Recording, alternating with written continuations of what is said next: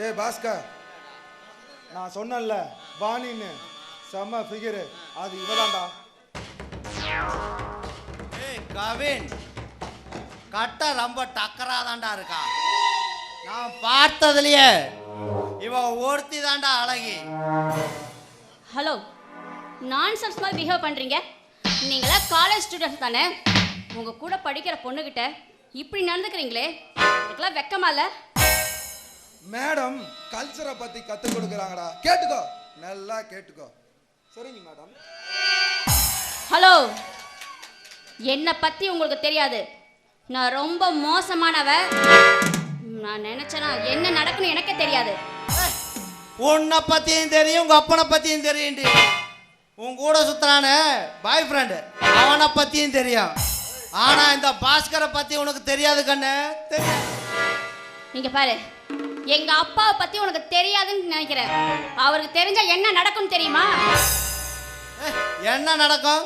கோபம் வருமா உனக்கு? அதையும் தான் பார்க்கலாம், வர சொல்லு. மச்சி, பொண்ணுங்க கோவப்பட்டா எங்கேயோ சொன்னாங்க ரொம்ப அழகா இருக்கிறதா. ஆனா இன்னைக்கு தாண்டா பார்க்கறேன் இவ்வளோ அழகான்னு. சே பா பா.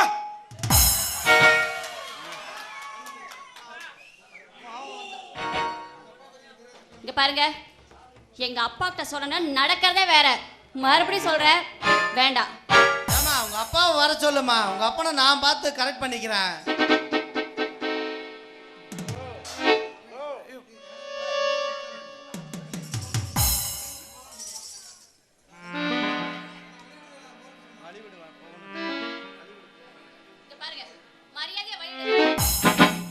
நாங்களும் அதைத்தானே கண்ணு கேட்கறான். நீயே சொல்லு, உன்னை அடைய என்ன வழின்னு.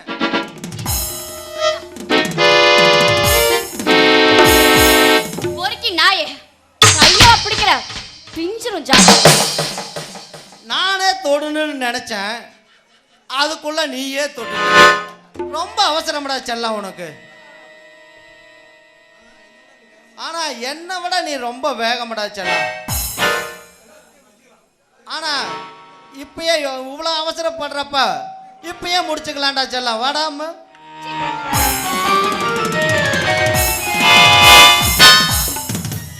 என்னடா தனியா வர பொண்ணுகிட்ட வம்பு பண்றீங்களா?